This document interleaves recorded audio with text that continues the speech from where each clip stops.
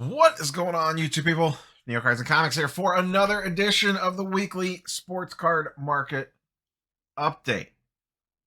What has been going on in the wonderful world of expensive cardboard?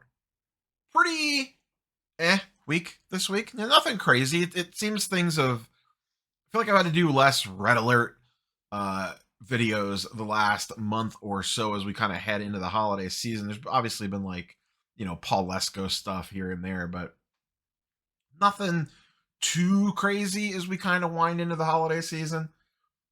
PSA announced their plans for the rest of the year with their weekly things.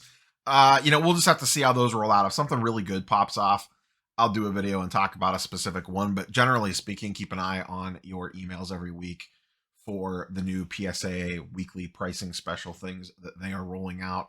And more of that stuff's going to be coming in. I saw Blowout has already started Black Friday deals on wax. Channel partner, our good friends over at comc.com, have their Black Friday stuff up and listed for seller promotions. So go over there and check that out. Their basketball promotion actually ends today. So the submission thing for that is over today. I did recently get back a PSA order from my ComC submissions. It was a bunch of the Ellie De La Cruz Tops Now. I actually got some PSA 9s back on those, surprisingly enough. And those were raw cards I sent in myself. So Tops Now to get a 9, that's rough stuff. I'm sure if I crack them back out and send them back in again, they probably get like a PSA 12 or something, but what are you going to do? The unfortunate part about that, maybe I'll do a wider form video on this, is the timing on the Tops Now stuff is extremely important. And I was just a little too late to the party on these. So I am probably going to lose money, or if I am extremely lucky, break even. But I am most likely probably going to lose about $5 per card on those, most likely. Like I said, we'll kind of update once I kind of move through them. But that was one of the very early ComC value submissions through their direct to grading. I still have one out there that was actually submitted a couple days prior to that one in late July, early August. So I'm assuming that one will pop any day as well. And I have another batch of cards I need to get ready to send into ComC. I ripped that half case of Marvel Anime, and have a bunch of stuff I need to send in from that and singles and stuff. I've been kind of debating what I want to do with the other half case. I kind of want to rip it. Not sure yet. So I want to make up my mind on that before I send a bunch of stuff in the ComC, because I would include that if I do. Those are very fun rips. I have a bunch of complete sets and stuff put together from that. So go check out our friends over at ComC. You could do all sorts of crazy stuff over there. The live auctions, I guess, have been going extremely well. The eBay live auctions. I keep missing the submission deadline. I have stuff I need to submit. Like some of that stuff I just got back from PSA, I'd like to submit to the eBay live auctions, and I just keep forgetting about submitting. I need to set myself an alarm next week for that. You can submit every week on Fridays. So that's kind of what's going on over at our good old friends over at ComC. Talked about the PSA news. The other newsy thing, let's go ahead and dive into this. This popped up on Friday, I think. So I saw this on Sports Collectors Daily. It actually looks like it popped up on the 1st. That was a couple days ago, but I didn't notice it until yesterday. So curious what you all think about this. I'll link to this is the product page. If you go check out my community page, or on Twitter is the direct link for these if you want to go check these out. So they rolled out standard envelope kits. They are, what are they charging? $41 for 100 of them. And then obviously you got to pay postage on top of that. There's an article here about this on Sports Collectors Daily. There's three pockets. Supposedly you could ship like 15-ish cards in one of these things. Curious for your thoughts on this, everybody, because I don't use eBay standard envelope. I am not an eBay standard envelope guy. It is not my thing. Every time someone talks about it, there's like 3% of the orders have issues, and I don't feel like dealing with even that number. So if you're a standard envelope user, Let me know your personal experience down below. Good, bad, and different. Thumbs up, thumbs down. And is this something that entices you? These eBay envelopes. Now, they say you don't have to send a card in a top loader. I think that's more for TCG than sports cards, but to each their own, I guess. If you just want to send it in a penny sleeve, it sounds a little sus to me, at least for sports cards. Like I said, for TCG, I can kind of get it because TCG has a little bit more flexibility to it than a standard sports card does. So I don't know. But these have rolled out. You do not have to use these. Some people were like, wait, is this a requirement? No, it is not. You do not have to use these, but curious if you guys and girls would give these a shot. For me, as I have stated many times in the past, there are plenty of people that probably grind out a really nice churn and burn on standard envelope stuff. I know JMac Collectibles has done a bunch of eBay videos on this. I think he does really well with it. I know other people do really well with it. I do not have the, it's not even so much the time. I just don't have that mental headspace to like sit there and pack and ship like 75 cent to $1.50 cards. I just don't, I can't, I just can't do it. I can't do it. So for me, eBay standard envelope is called ComC, channel partner. I just send all that lower value stuff to them and have them deal with it. And I am glad to give them their percentage that I need to give them to take care of that stuff for me, because I just don't have the time nor the inclination to deal with it.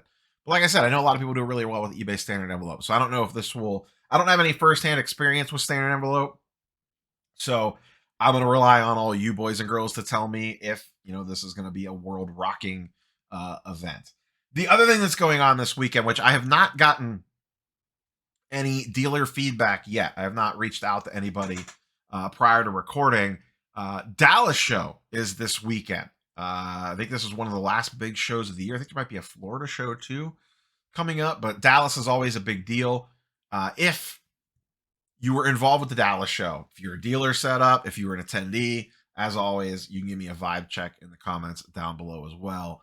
Dallas is always usually a good temperature gauge on, you know, what's kind of going on in the sports card world in regards to vibes. I am hoping to attend the Fort Wayne show the day after Thanksgiving. That's put on by Brad Beeman. He does the Shipshawana show. They usually have a November show. They're not this year. He's doing this one in Fort Wayne on Black Friday. I would like to try to get out to that. It will just be a day trip, run out there and then come home. It's about 3 hours for me to Fort Wayne. So I'm going to try to sneak out to that one. I kind of like to check that out. We'll see. Not 100% sure yet, but I got that PSA order back. So I actually have some stuff I wouldn't mind selling off. I still have that CJ Stroud auto, though I do have some people interested in that and a few other things that I could potentially move at that show, kind of walking around. And also, I haven't been to a bigger show in a hot minute. Obviously, New York Comic Con doesn't count for cards, so nice to get boots on the ground and get a vibe for what's going on. But yeah, if you're at the Dallas show this week, fire off in the comments down below how that was working out for everybody. And like I said, again, let me know about this eBay standard envelope thing. Like I said, I just don't have a grasp for that.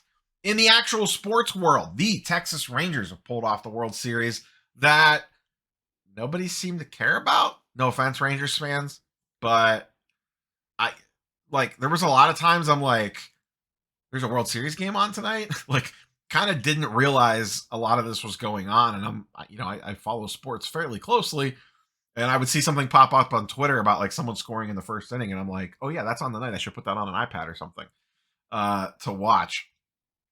We'll get into individual card prices here in a minute. But once again, Topps Now, they just do really cool stuff. Most of the stuff, I get it. It's not going to have any great, tremendous long-term value. But from a pure collector standpoint, I really like what they do with Topps Now. I really, really do. I'm excited. I bought the, I think I talked about it. They did a card for Terry Francona when he retired. I got the autographed version of that. It sold out pretty quick. But I snagged one of those. I'm excited for that card to come in. I'm still waiting on my, which it should be shipping anytime now. I have the Ellie De La Cruz relic from the game that he stole 3 bases in and stole the home plate. So I should have that one coming at some point in time. But they just do cool stuff, you know, like this one's got pieces of confetti in it. Nice images on this Evan Carter and Adolis Garcia things. These have obviously all sold out. This stuff sells out near instantly. They did a team set. So just shout out to Tops Now. You know, if you don't care about prices going up, prices going down, and you just want cool cards for a team that you follow, they really do a really good job with this product. I got to give them their credit. Listen, we crap on Tops and Fanatics rather a lot for the dumb stuff that they do, justifiably so. But they deserve a pat on the back for Tops Now. They really do a nice job with it. I am excited for like Tops Now Cavs cards or Browns cards. Like I will 100%. If something crazy happens in a Cavs or Browns game in the positive direction, I will be watching like a hawk the next day when they roll this out to the other sports. So just cool cards for that event. Let's slide over to our old friends at Market Movers and talk a little charts and graphs. Link in the description down below if you want to check out Market Movers and play around with your own charts and graphs. There's a discount code down there and a pretty good promotion running. Corey Seager, the biggest winner, in my opinion, of World Series pricing spikes. This is just a fun little chart to look at. This is most of his like Topps Chrome stuff. The base is in there, the refractors in there, and the prism refractors in there, all in PSA 10. You can see throughout the season, they just kind of, you know, slightly crept up because he did have a really good year this year. And then we get to the end of the year and it is like a freaking rocket ship. And then you see stuff like this going on. Reminds you of the early pandemic days when things would quadruple overnight. I am sure his prices are already starting to cool back down again. Good story. It's kind of funny. I remember doing a video before the preseason or before the season started about players that could really benefit from the shift going away. And I swear, I'd have to go back and check. I think Corey Seager was like #1 in regard, like the analytics said, like Corey Seager was like the most likely to be affected in the positive direction with the shift going away. And seems like that one paid off. Obviously he got very lucky winning the World Series and not very lucky, but like got lucky to be on the World Series winning team, obviously is what really boosted his value. But his prices did slowly creep up throughout the year because he did have a really nice season this year. So that was good to see. On just kind of checking in. Remember, we talked about Adolis Garcia last week, how his stuff spiked up. He got hurt, unfortunately, during the World Series, and his stuff immediately started dipping back down again. As always, when you see this, the ramp up, ride the roller coaster up. Don't ride it on the way back down. Start getting off the roller coaster. When the roller coaster is going up and you don't really know where the top of the hill is, just say, hey, I'm going to go ahead and get off and walk down this ladder here. That's usually the best way to play it with this stuff. Same thing. Corey Seager right now, if by chance you don't PC Corey Seager and you got some of his stuff laying around, I'd be getting that stuff. You should already be packaging that stuff up to ship out because you should have had it listed on eBay to sell already. But if you haven't, this is your daily, weekly, monthly reminder of they let you buy this stuff back, especially common stuff like this, like base refractors and prism refractors and hell, just base Topps Chrome. It is funny, you know, we all crap on base all over the place, and his base Topps Chrome tripled in value basically overnight. You know, from the beginning of the season, but essentially most of this run up happened here recently. $23 up to $65. You would take that all day, every day, and 3 times on Tuesday. So we like to joke about base, not investable, this, that, the other thing, but base still does move when one of these players really, really spike up if you can get into it cheaper enough. And you're got to get a little bit lucky, obviously. Let's move over and talk about football. Just kind of check in on a few things. Burrow. Joey B started the season obviously ridiculously slow. Calf injury, didn't look good. Bengals look like a mess. They had their bye. He has been playing really well the last few weeks, and his prices may have hit their bottom. This is his PSA 10 Optic Hollow and Silver Prism. Obviously, it's going to depend on how he plays going forward from here. This is going back to the beginning of August. Silver Prism down 45%. Last sale there is about 5 days ago. Optic Hollow only down 20%. Last sale on that was just yesterday. But you see at the tail end of this graph, it's only a couple sales, so I don't want to put too much stock into this. But his optic hollow does start to kind of lean back up again, and his silver prism flatlined on the last 2 sales. Now, you can come out play like crap, and this all goes out the window. But it seems like they have gotten back on track again. Coming off the bye, they had a really good win, and then they'll play again this week. And it seems like they have things kind of moving in the right direction again. He has looked absolutely fantastic now that he is fully healthy. And this is pretty similar to what his prices did last year. He came down in the middle of the season, and then they went on their tear, and his prices spiked right back up again. And to be honest, the quarterback play in this year's NFL season sucks. Quarterbacks suck. There are guys dropping like flies all over the place due to on-field performance and just injuries. We'll talk about Desmond Ridder in a second. His stuff is just apps. Remember when he was the most popular thing in the world? Tua, even as well as he has played, his stuff has begun to slow down a little bit. Brock Purdy, how quickly we all forget, and no one cares about him anymore. His stuff's going down. Burrow seems to have flattened out. Allen has been doing okay. Patrick Mahomes has been doing okay. Other than that, the list the guy is doing just okay is that it's a short list. Trevor Lawrence has not met expectations. Justin Herbert, not pure on disaster, but it's exactly kind of what we thought. He has talent on paper, but he is stuck on the Chargers, so it's hard to tell what's really going on there. And the Chargers are not a good football organization, and Herbert's prices have tanked. We don't have Herbert's prices up here, but just generally speaking. Justin Fields, disaster. Deshaun Watson, disaster. Jordan Love, disaster. Anthony Richardson, disaster. He got hurt. Bryce Young, looks okay. Those guys don't have a lot of cards out yet. CJ Stroud is one of the positives of this year, and I don't say that just because I own one of his rookie autos, but just in general, he is having a better than expected season. But quarterback play across the NFL, I know a lot of people have been talking about this in fantasy communities and just general football podcasts and stuff. It's a dumpster fire this year. And like I said, prices are definitely reflecting that across the board. But I did find it kind of intriguing that Burrow is kind of flatlined a little bit. I would love to know, and there's no way to know this, the amount of money that had to be lost on quarterback cards just over the last 60 days has to be an astronomically large sum. Like you talk about some of these high-end cards that go for $20,000, $30,000, $40,000, these 101s and shields and all this other nonsense on guys like Ridder and Fields and these types of players. And it's like, what are we doing? What are we really doing? I just don't know sometimes. I'm glad I don't play in the high end. Speaking of Ridder, Jeff Wilson's boy. PSA 10 Silver Prism. I posted this on Twitter. Guess the quarterback. One person got it as of time of recording. $270 back in the beginning of August, basically right after the National. 82% drop down to $46. $46. He's been benched. It's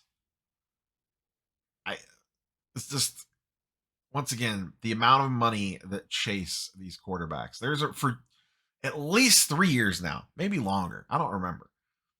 It's probably been 3 years. For 3 years now, I've been a very strong advocate of sell every football card. Modern. Sell every modern, ultra modern football card that you own that has any expectation built into it at the National. Don't take football home with you from the National. Now, if it's someone you spent $5 on a flyer, like a backup quarterback, like a Gardner Minshew, a Sam Darnold, something like that you're hoping they pop off, different story. But if you've been buying and flipping and trading into these more trendy quarterbacks, like maybe you traded a bunch of Otanis for a bunch of quarterbacks prior to the National, whatever, you got this inventory on your hands.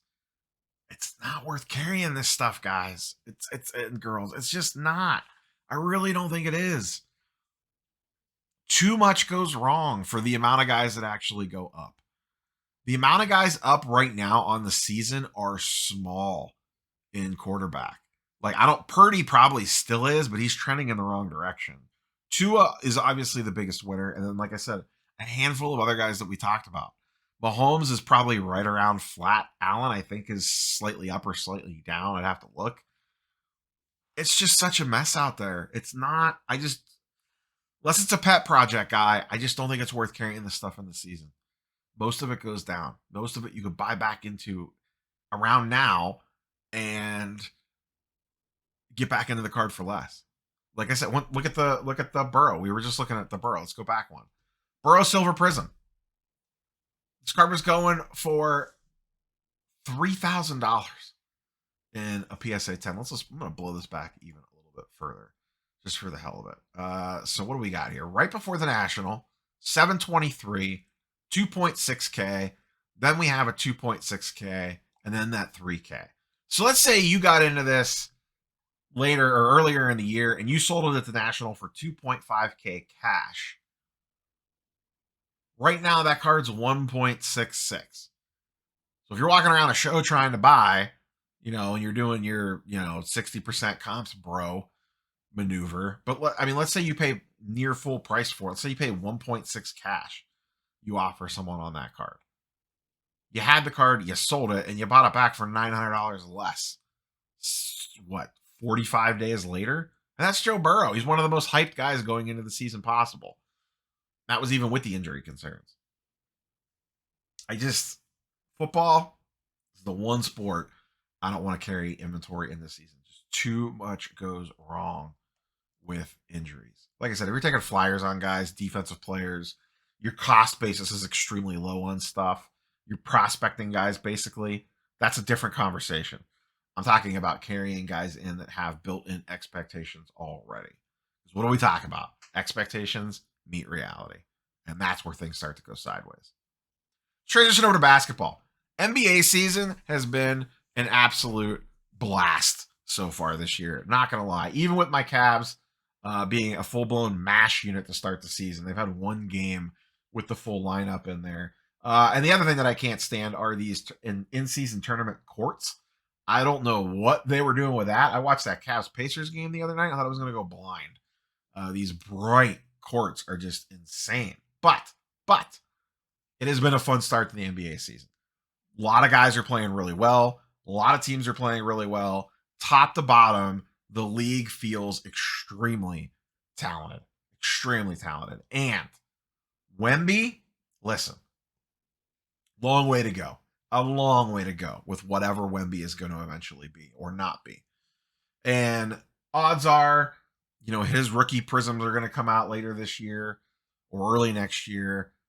They're going to be way overpriced. People are going to buy and sell and trade him. And even if he goes on to have a great career, you're probably going to lose money on him because that's just kind of the way cards work, even if someone's truly transcendent.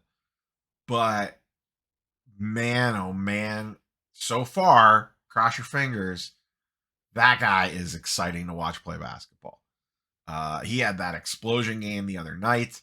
Every game that he plays, something crazy happens. If he had mainline NBA cards out right now, hoo boy, they would probably be going crazy. His Bowman University stuff is seeing some run up on it. I pulled up his short print, the base from 2022 Bowman Chrome University, and his Bowman First Auto. You could see the short print came out relatively quickly, spiked up, obviously came down. The autograph took a little longer. That was a redemption, so it takes a little bit longer for those to hit. But late summer, early fall, we could see declining down slightly as more and more become available. Nothing's really going on to spike the price. And then we get into the preseason and the season starting. And we are now off to the races on these two cards. Back on October 1st, the autograph was selling for 1.5K. It is now up to 3.7 or just under. The SP non-auto PSA 10 was at 750 in early October. It is now at 1,400. It has doubled. Basically, this stuff has doubled in price in the last month. And it's going to continue to trend that direction for probably a hot minute. Well, assuming he continues to play out of his mind. Careful with this stuff, as always. One, he doesn't have that much in the way of actual NBA product out. Once it's done, once it does, it'll hurt this stuff, especially the base SP. Now, the auto, a little bit of a different story. The auto might have a little bit of room on it because of the fact his auto is not going to be in 2024 or 2023 NBA wax product because of the exclusive license. And boy, oh boy, if he keeps going like this and playing like this, it is really going to sap the life out of Flawless and NT. I mean, it's still a pretty decent rookie class beyond those guys. And I don't remember everyone that's exclusive, but not being able to chase. Could you imagine? Picture this. Wemby, auto, logo man. What the hype around that card would be. The number of crazy ass videos that would circulate chasing that card, the amount of content that would get made about that, whoever, if someone remotely known hit it, it'd be loaded box territory, all of it, everything would be on the table. There'd be Drake would be going live trying to find a thing. We're not going to have that because of this dumb mom and dad fighting nonsense. I guarantee you there will be a Wemby logo man. It just won't have an auto on it. 100% there will be. If they were smart, they were really smart, they would pay whatever the hell they got to pay to get a pair of his game use shorts or jersey, depending on where they pull the logo from, and make that thing game used. Just whatever you got to do, write a check, get a game used rookie jersey, and figure out a way to get it in Flawless and NT so that you can't have his autographs. You guys cannot mess around with this. Give the people at least something to chase from your two most overpriced, overhyped products that are out there. Hopefully they can figure something like that out.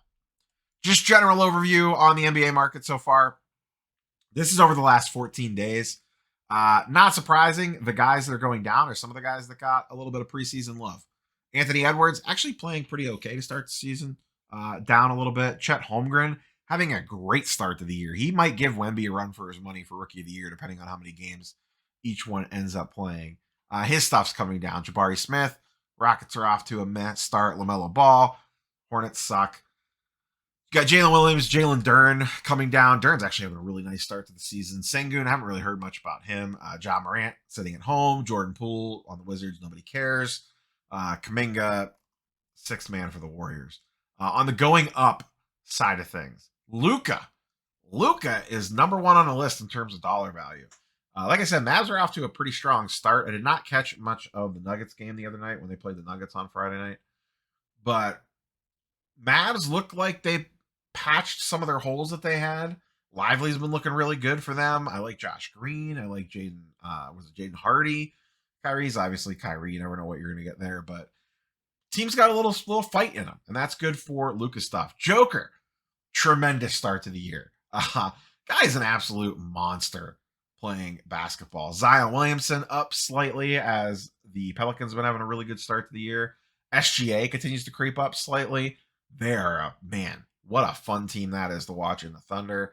Jamal Murray up a little bit. Tyrese Maxey only up $50 so far. I would not be surprised if this continues to climb. The Key now has the keys to the city after the James Harden trade, which we haven't really discussed. I don't know what the hell the Clippers are doing, but they are handing the keys over to Tyrese Maxey, and so far to this point, anyways, he is running with them. He looks great in a full-time point guard role. So to see how that plays out with him and Embiid, they got to keep Embiid happy. They're probably set up to make another trade at some point in time here once we get a little bit later into the season. But I would expect this stuff to continue to climb as long as he plays well. Cade Cunningham up slightly. Tyler Hero up slightly as both those guys have come out. Hero has really been hot to start. I think he's a little pissed that he was in trade rumors all off season. And Cade is having a really nice bounce back year as well. So I know everyone hates the NBA. I still love it. And it has been a great start to the season, even with my Cleveland Cavaliers struggling. I was actually looking earlier today to see when the Spurs come to town, and it's early January. So it'll probably be potentially on a NFL playoff weekend. So that would suck. I would like to go to that game potentially. I'm sure tickets will be expensive, but it's on my radar. That's all I got for you, boys and girls. That's all I got for you, boys and girls, today. Everybody have a wonderful Sunday. Sit back, relax. The clock's changed. I know it's a disaster. Everyone will be grumpy about it. It'll be dark at like 2 o'clock in the afternoon. It sucks. But what are you going to do? We will catch you, boys and girls, on the next one. Peace.